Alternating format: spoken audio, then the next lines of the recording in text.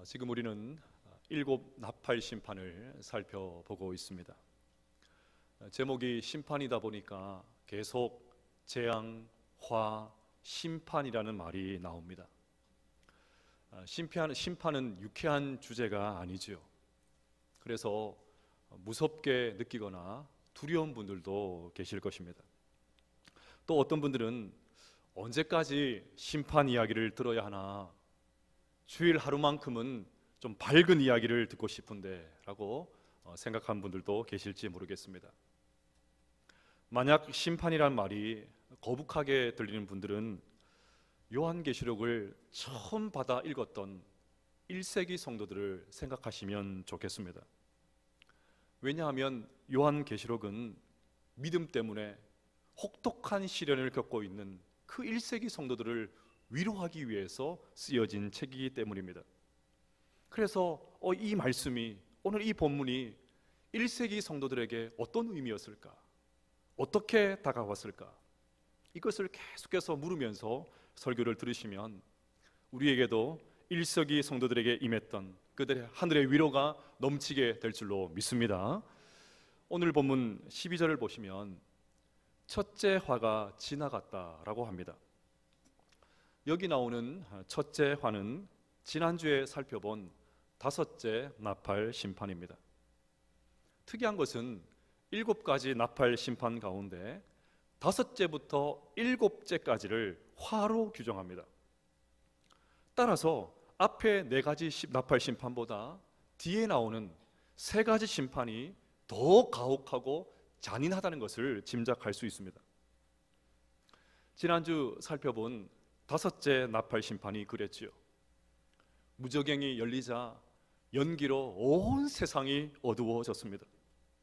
그 연기 사이로 무서운 괴물의 형상을 한 황충, 곧 메뚜기가 올라왔습니다. 이 메뚜기는 사탄의 부하인 귀신이라고 말씀을 드렸습니다. 이 악령이 전갈의 권세를 가지고 사람들을 마구잡이로 괴롭힙니다. 얼마나 고통스러운지 사람들이 죽기를 구합니다. 그런데 죽지를 않습니다. 그야말로 생지옥입니다. 이것은 먼 미래에만 있을 일이 아닙니다. 신문에 사회면을 장식하는 뉴스를 보면 지금도 아바돈과 아볼루온의 그 파괴적인 활동을 분명하게 똑똑하게 볼 수가 있습니다. 그런데 오늘 6째 나팔 심판은 5째보다 더 심각하고 잔인합니다. 오늘 본문 13절과 14절 말씀을 읽어보겠습니다. 시작. 6째 천사가 나팔을 불매 내가 들으니 하나님 앞 금제단 네 뿔에서 한 음성이 나서 나팔 가진 6째 천사에게 말하기를 큰 강 유브라데에 결박한 네 천사를 놓아주라 하매. 아멘. 6째 천사가 나팔을 불자 유브라데 강에 결박한 네 천사를 놓아주라는 음성이 들립니다. 무슨 말인지 잘 모르겠지만 그냥 딱 봐도 유브라데 강, 결박한 네 천사, 이것이 중요하겠구나라는 생각이 들지요. 유브라데 강이 무엇인지를 알려면 먼저 지리를 조금 살펴보아야 합니다. 우리 한반도를 다른 나라와 구별하는 국경선은 저 북한 위에 있는 압록강과 두만강입니다. 마찬가지로 이스라엘에도 국경선이 있었는데 그것이 이스라엘 북동쪽에 위치하고 있었던 유브라데 강이었습니다. 유브라데 강 건너편에는 이스라엘을 줄곧 괴롭혔던 아수르, 바벨론, 페르시아가 자리 잡고 있었습니다. 그래서 아수르와 바벨론이 차례대로 유브라데 강을 넘어와서 이스라엘 백성들을 공격했습니다. 이사야 8장에 가면 그 내용이 잘 나옵니다. 여호와께서 다시 내게 말씀하여 이르시되 이 백성이 천천히 흐르는 실로아 물을 버리고 르신과 르말리아의 아들을 기뻐하느니라. 그러므로 주 내가 흉령하고 창일한 큰 하수 곧 아수르 왕과 그의 모든 위력으로 그들을 덮을 것이라. 그 모든 골짜기에 차고 언덕에 넘쳐 흘러 유다에 들어와서 가득하여 목에까지 미치리라. 임마누엘이여 그가 펴는 날개가 내 땅에 가득하리라 하셨느니라. 이사야 선지자는 유브라데 강 건너편에 있는 아수르의 공격을 마치 유브라데 강이 범람하는 것에 비유하고 있습니다. 따라서 이스라엘 백성들은 유브라데 강, 유브라데라는 말만 들어도 적국의 그 침략을 떠올리면서 두려워하고 공포에 휩싸였습니다. 이것은 1세기 로마 시민들도 마찬가지입니다. 흥미로운 것은 로마 제국의 동쪽 국경선 역시 유브라데 강이었습니다. 당시 로마 군대는 정말 천하무적이었죠. 그런데 유브라데 강 건너편에 있는 파르티아 제국만큼은 점령하지를 못했습니다. 로마는 기마병으로 너무나도 유명한 파르티아 제국에게 주전 53년과 주후 62년 두 번이나 무참하게 패했습니다. 그래서 로마 사람들은 유브라데 그 말만 들으면 즉각적으로 파르티아 그 마병대를 떠올렸습니다. 오늘 본문 16절에 마병대가 나오는 이유도 바로 거기에 있습니다. 따라서 큰 강 유브라데에 있는 결박한 내 천사를 놓아주라, 이 말이 무슨 뜻인지 조금은 알 수 있을 것 같습니다. 하나님의 명령을 받은 천사가 자신들이 지휘하는 그 군대를 이끌고 유브라데 강을 넘어와서 밀어닥친다는 말입니다. 그 옛날 아수르와 바벨론이 유브라데 강을 넘어와서 이스라엘 백성들을 공격했던 것처럼 엄청난 공격이 있다는 말입니다. 당시 최강이었던 로마 군대가 파르티아 마병대에게 무참히 패했던 것처럼 거대한 심판이 이 땅 가운데 임하게 될 것이다, 그것을 말씀하고 계십니다. 그러면 구체적인 심판의 내용이 뭘까요? 15절에 그것이 나옵니다. 내 천사가 놓였으니 그들은 그 년 월 일시에 이르러 사람 3분의 1을 죽이기로 준비된 자들이더라. 지난주에 살펴본 황충은 사람들을 괴롭히긴 했지만 죽이지는 못했습니다. 그런데 여섯째 날팔 심판에 나오는 이 천사들은 사람 3분의 1을 죽입니다. 심지어 그들은 고도로 훈련이 되어서 사람들을 죽이기 위해서 준비되어 있다, 그렇게 말씀하고 있습니다. 그러면 어떻게 사람 3분의 1이 죽임을 당할 수 있을까요? 그것은 네 천사가 이끄는 엄청난 수의 군대를 보면 알 수가 있습니다. 16절 말씀을 보시면 마병대의 수는 2만 만이니 내가 그들의 수를 들어노라. 고대 사회에서 마병대는 오늘날의 전차 부대와 같이 막강한 존재입니다. 그런데 일반 보병과는 달리 마병대를 양성하려면 돈과 시간이 너무나도 많이 들었습니다. 말이 아주 비싸기도 했지만 말을 타고 전쟁을 하려면 정말 많은 시간 훈련이 필요했기 때문입니다. 그래서 마병대가 강력한 군대이기는 했지만 어느 나라든 그 마병대의 수가 많지는 않았습니다. 그런데 오늘 본문에 나오는 마병대의 수는 2만 만이라고 합니다. 2만 만. 잠시 수학을 한번 해볼까요? 수학까지 거창할 것도 없고 산수, 연산 한번 해볼까요? 2만 만은 2 곱하기 만 곱하기 만입니다. 얼마일까요 그러면? 2 곱하기 만 곱하기 만. 학생들에서 바로 튀어나와야 되는데 2 곱하기 만 곱하기 만. 아까 성가대에서 누가 얘기하시는 것 같은데 2억입니다. 2억. 요한계시록이 기록될 당시에 2억은 사람들의 머리에 아예 없는 숫자였습니다. 당시 로마 제국 전체 인구가 5천만이었고 로마 군대의 수는 25만이었습니다. 또 당시 1세기 당시 세계 인구 전체가 작게는 2억, 아무리 많아도 3억이라고 그렇게 추정을 합니다. 따라서 2억의 마병대, 얼마나 많은 수이고 얼마나 공포스러운 수인지를 알 수가 있습니다. 그래서 오늘 본문은 그 2억의 마병대의 모습을 아주 자세하게 묘사를 합니다. 17절과 19절까지 말씀을 보시면 이 같은 환상 가운데 그 말들과 그 위에 탄 자들을 보니 불빛과 자줏빛과 유황빛 호심경이 있고 또 말들의 머리는 사자머리 같고 그 입에서는 불과 연기와 유황이 나오더라. 이 세 재앙 곧 자기들의 입에서 나오는 불과 연기와 유황으로 말미암아 사람 3분의 1이 죽임을 당하니라. 이 말들의 힘은 입과 꼬리에 있으니 꼬리는 뱀 같고 또 꼬리에 머리가 있어 이것으로 해하더라. 다섯째 나팔에서 나온 메뚜기처럼 오늘 본문에 나오는 말들도 전부 무시무시하게 생겼습니다. 머리는 사자머리 같고 그 입에서 불과 연기와 유황이 쏟아져 나옵니다. 여기서 중요한 것은 불과 연기와 유황입니다. 여러분, 성경에서 불과 연기와 유황 하면 떠오르는 도시가 있지 않습니까? 네? 어떤 도시가 떠오르죠? 소돔, 소돔이 떠오르죠. 예수님도 마태복음 11장에서 비슷한 말씀을 하신 적이 있습니다. 내가 너희에게 이르노니 심판날에 소돔 땅이 너보다 견디기 쉬우리라 하시니라. 심판하면 제일 먼저 떠오르는 땅이 소돔 땅입니다. 그럼 예수님께서 왜 소돔의 심판을 말씀하실까요? 그 이유가 뭘까요? 마태복음 11장 20절에 그 이유가 나옵니다. 예수께서 권능을 가장 많이 행하신 고울들이 회개하지 아니하므로 그때에 책망하시되. 예수님께서 엄청난 기적과 은혜를 베풀어 주셨는데도 끝까지 회개하지 않으면 소돔이 심판을 받을 때보다 더 강력한 심판이 임한다는 것입니다. 하나님께서 은혜와 놀라운 기적을 베풀어 주셨는데도 도무지 회개하지 않은 그들을 보면서 소돔의 심판을 우리 주님께서 말씀하신 것이죠. 오늘 본문에 불과 연기와 유황이 나오는 이유도 마찬가지입니다. 보십시오. 2만 만, 즉 2억의 마병대가 사람 3분의 1을 죽입니다.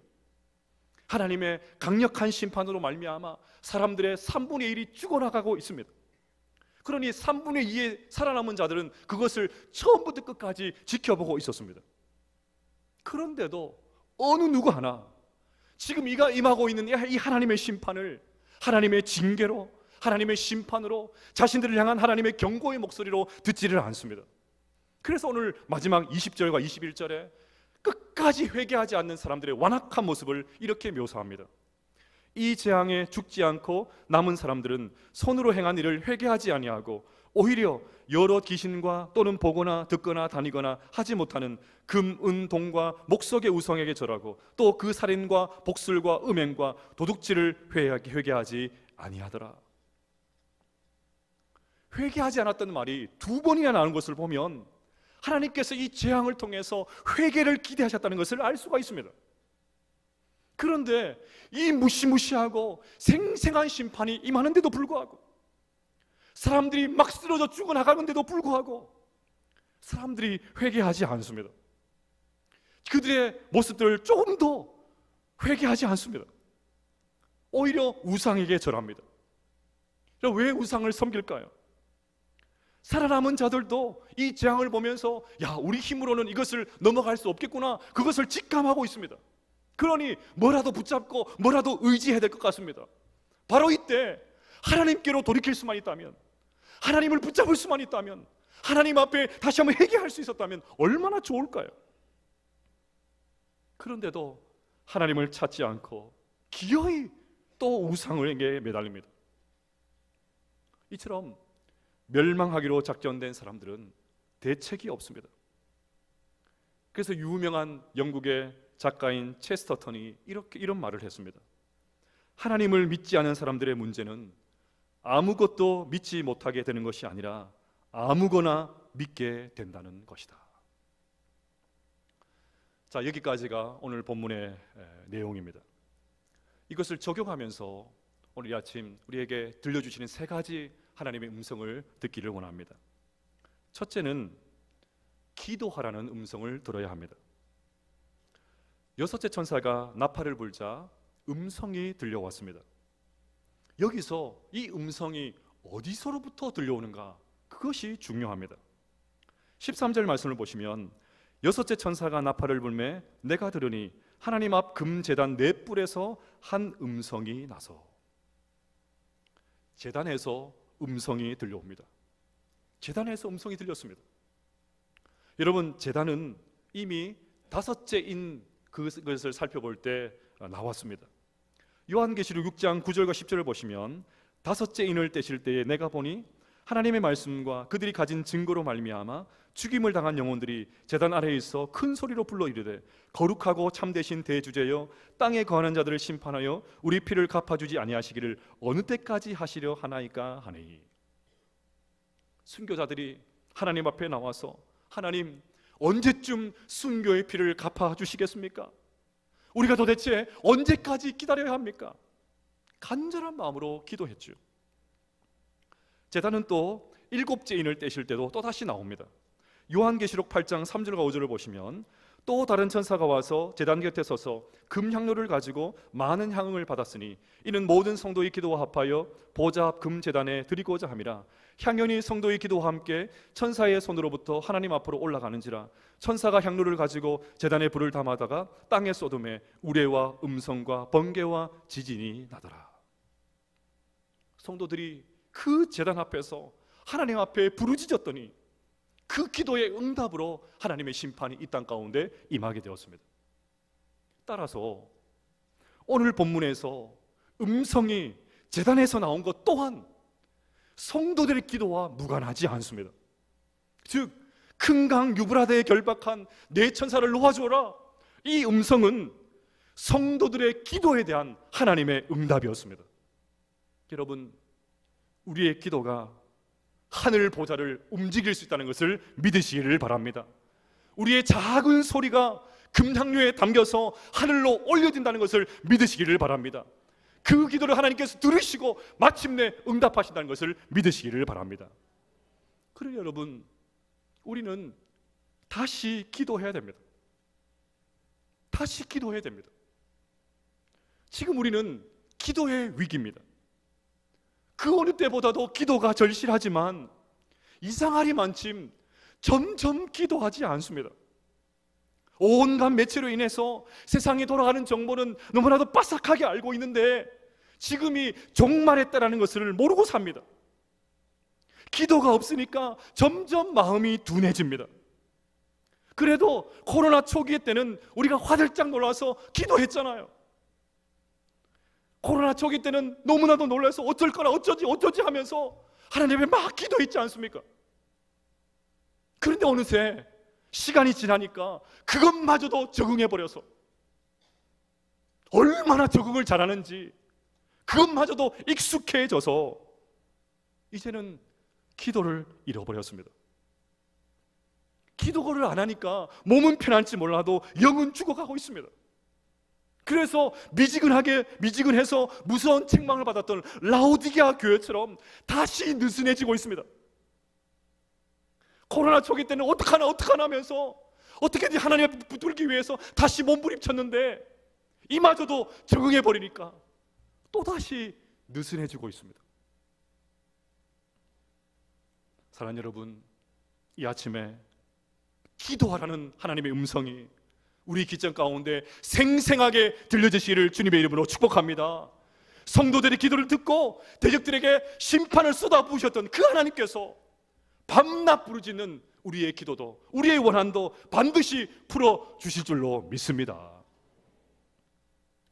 둘째는 오늘을 살라는 음성을 들어야 합니다. 다시 한번 우리 15절 말씀을 읽어봅시다. 시작. 네 천사가 놓였으니 그들은 그 년 월 일시에 이르러 사람 3분의 1을 죽이기로 준비된 자들이더라. 여기에 그 년 월 일시가 언제일까요? 그 년 월 일시 언제인지는 몰라도 하나님께서 정하신 날, 정하신 시간에 심판이 임하게 될 것입니다. 따라서 심판의 시기, 심판의 대상, 심판의 범위는 전부 하나님의 주권에 달려 있습니다. 하나님께서 알아서 하실 것입니다. 그런데 종말, 말세, 재림이라는 말을 들으면 두 가지 극단이 항상 나옵니다. 하나는 그 년, 월, 일시가 도대체 언제 나는 것입니다. 그때가 언제인지 좀 정확하게 알려달라는 것이죠. 이단들이 이것을 교묘하게 잘 이용을 합니다. 그래서 허무맹랑한 소리를 하는데도 넘어가는 사람들을 보면 얼마나 숫자에, 그 날짜에 집착하는지 알 수가 있습니다. 또 하나의 극단은 종말 재림은 나와는 상관이 없다, 관계없는 것으로 치부를 합니다. 우리들 가운데 종말 재림 그 있다는 것을 모르는 사람이 어디 있습니까? 하지만 이것은 어디까지나 암송된 교리에 불과합니다. 언젠가 주님이 재림하시겠지만 그날은 너무 많이 남아서, 언제일지 너무나도 많이 남아서 지금의 나와는 상관없는 일이라고 생각을 합니다. 실제로 곧 오신다는 주님, 요한계시록에도 곧 오신다, 곧 오신다 많이 말씀하셨잖아요. 곧 오신다는 주님이 2000년이 지났는데도 안 오고 계십니다. 어쩌면 앞으로 1000년이 지나도 안 오실 수도 있습니다. 그러니 나와는 상관없는 것으로 여기는 것도 무리는 아니죠. 하지만 주님이 늦게 오신다고, 내 때에 안 오신다고, 그것이 나와 무슨 상관이 있습니까? 살아생전에 주님이 오시지 않아도 그 전에 우리 모두는 주님 앞에 서게 됩니다. 우주적인 종말만 종말이 아닙니다. 이 세상을 살다가 죽으면 그날이 나에게 종말입니다. 어쩌면 그날이 오늘일 수도 있습니다. 그래서 우리는 늘 깨어 있어야 합니다. 오늘이라고 불리는 이 시간을 신실하게 살아내어야 합니다. 이런 측면에서 히브리서 3장 말씀이 너무너무 중요합니다. 우리 같이 한번 읽어봅시다. 시작. 형제들아, 너희는 삼가 혹 너희 중에 누가 믿지 아니하는 악한 마음을 품고 살아계신 하나님에게서 떨어질까 조심할 것이요, 오직 오늘이라 일컫는 동안에 매일 피차 권면하여 너희 중에 누구든지 죄의 유혹으로 완고하게 되지 않도록 하라. 오직 오늘. 우리에게 중요한 것은 오직 오늘입니다. 내일은 어떻게 될지 모릅니다. 그래서 오늘만큼은 신앙을 지켜야 합니다. 오늘만큼은 신실하게 살아내야 합니다. 오늘을 신실하게 사는 사람들은 그 연, 월, 일시 그런 거 궁금해하지 않습니다. 재림을 먼 미래 이야기로, 나와 상관없는 이야기로 그렇게 치부하지 않습니다. 그냥 오직 오늘을 신실하게 살다가 주님 맞는 거예요. 오직 오늘. 제가 담임 목회를 시작하면서 가장 많이 부르는 찬양이 있습니다. 목양실에서 또 시간 날 때마다 가장 많이 부르는 찬양이 있습니다. 그게 뭐냐면 내일 일은 난 몰라요. 제일 많이 부릅니다. 목회는 매주 새로운 설교를 만들어내야 되죠. 머릿속에 설교가 떠나지를 않습니다. 쉬는 게 아닙니다. 늘 설교에 대한 중압감, 주중에 다른 일정들이 많고 하면 설교를 준비할 그 시간들이 부족하니까 마음에 중압감들이 밀려오죠. 한 주 설교 끝나고 나면 또 다음 주 설교를 또 준비해야 되고, 또 구상해야 되고, 또 공부해야 되고, 연구해야 되고, 묵상해야 되고, 중압감이 밀려옵니다. 그럴 때마다 내일은 난 몰라요, 하루하루 살아요. 내일은 난 몰라요, 장래일도 몰라요. 아버지여 날 붙드사 평탄한 길 주옵소서. 오직 오늘, 내일 설교 할지 안 할지도 몰라요. 오직 오늘을 신실하게 살아내는 것입니다. 사랑하는 여러분, 우리 모두가 오직 오늘을 신실하게 살아낼 수 있는 믿음의 백성들 다 되시기를 주님의 이름으로 축복합니다. 셋째로, 회개하라는 음성을 들어야 합니다. 이미 살펴본 7인 심판, 지금 살펴보고 있는 7 나팔 심판, 앞으로 살펴보게 될 7 대접 심판의 대상은 우리들이 아닙니다. 교회를 대적하는 세상 권력자들과 하나님을 믿지 않는 불신자들, 그들이 대상입니다. 그러니 우리는 전혀 두려워할 필요가 없습니다. 다시 말씀드립니다. 우리는 이마에 하나님의 인침을 받은 사람들인 줄로 믿습니다. 수없이 셀 수 없는 14만 4천 거기에 우리가 들어있는 줄로 믿습니다. 아멘이십니까? 하지만 이것이 영적인 태만과 영적인 방종으로 이어지면 안 됩니다. 재앙과 심판에서 제어된다고 해서 아무렇게나 살아서도 되는 것이 아닙니다. 오늘 본문을 보십시오. 무시무시한 공격으로 사람들의 3분의 1이 죽어나가는데도 살아남은 자들이 끝까지 회개하지 않습니다. 오히려 더 보란듯이 우상을 더 가까이 합니다. 하나님 앞에 보란듯이 더 우상을 막 섬깁니다. 늘 해오던 대로 살인과 점치는 일과 음행과 도둑질을 합니다. 조금도 달라지지 않습니다. 정말 완악하죠. 하지만 이들의 완악함을 보면서 혀를 끌끌 차서는 안 됩니다. 이 말씀을 우리에게 적용해야 됩니다. 마틴 로이드 존스 목사님은 자신의 책 회개에서 이렇게 말했습니다. 회개하지 않은 사람이 그리스도인이 된 적이 없습니다. 당신의 삶에 회개의 특징이 나타나지 않는다면 그리스도인이라는 이름표를 떼어버리는 것이 낫습니다. 하나님 백성의 특징은 회개입니다. 그런데 많은 성도님들이 회개하십시오, 회개합시다 이렇게 얘기하면 회개와 회개 기도를 좀 헷갈려 합니다. 회개라고 하면 회개 기도 때 그냥 하나님 잘못했습니다 그러면 그냥 되는 것으로, 그게 좀 미안하고 좀 밋밋하게 느껴지면 용서를 못 받을 것 같아서 울면서 그냥 감정적으로 그렇게 회개 기도하면 용서받는 것처럼 그렇게 생각을 합니다. 여러분, 회개는 그런 것이 아닙니다. 회개는 마음과 삶을 돌이키는 것입니다. 회개의 한자가 이것을 너무나도 잘 담고 있어요. 회개는 뉘우칠 회자와 고칠 개자를 씁니다. 뉘우치고 고치는 것. 그래서 기도를 통해서 단순히 뉘우치는 정도가 아니라 완전히 삶을 돌이켜서 고치는 것, 달라지는 것, 변화되는 것, 그것이 바로 성경에 말하는 회개입니다. 회개하라는 말로 사역을 시작한 세례 요한이 회개를 정확하게 말했습니다. 그는 사역을 시작하면서 아브라함의 자손이라는 그 혈통에 사로잡혀서 너무나도 나태하게 살고 있는, 너무나도 느슨해진 그 유대인들을 향해서 선전포고를 합니다. 그러므로 회개에 합당한 열매를 맺고 속으로 아브라함이 우리의 조상이라 말하지 말라, 내가 너희에게 이르노니 하나님이 능히 이 돌들로도 아브라함의 자손이 되게 하시리라. 그러면서 회개가 구체적으로 무엇인지 말합니다.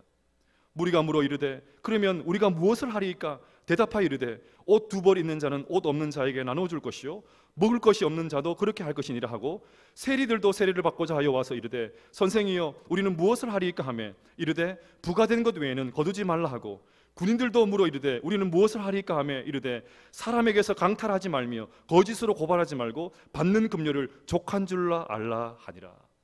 구체적인 변화가 있는 것.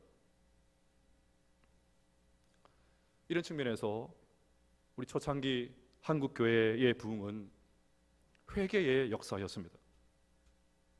단순히 남을 미워하고 질투하는 죄만이 아니라 도둑질하고 살인하고 강간하고 이런 죄들 고백하는 사람들이 교회에 수두룩했습니다. 그래서 일본 형사들이 범인을 잡으려고 교회를 찾아왔다, 그런 기록이 남아 있습니다. 1904년 3월 서울 작골교회의 부흥에서 일어난 일들을 지켜본 한 선교사님이 이런 기록을 남겼습니다. 이번 부흥이야말로 가장 놀라운 집회였다. 죄의식이 너무 깊어 온갖 추악한 죄들을 고백했고 훔친 재물을 돌려주었다. 이 집회의 결과로 참석했던 사람들은 새 삶을 살게 되었고 축복을 받게 되었다. 사랑하는 여러분, 오늘 이 아침 무엇보다도, 어떤 메시지보다도 회개하라는 하나님의 음성을 들을 수 있게 되시기를 주님의 이름으로 축복합니다. 그리하여 우리의 삶을 하나님께로 유턴해서 하나님께서 기뻐하시는 삶의 구체적인 변화의 모습들이 우리 삶의 현장 가운데서 일어나게 수 있게 되시기를 주님의 이름으로 축복합니다. 그 믿음을 가지고 다시 기도하며 오직 오늘을 신실하게 살아갈 수 있는 우리 모든 성도들 다 되시기를 주님의 이름으로 축복합니다.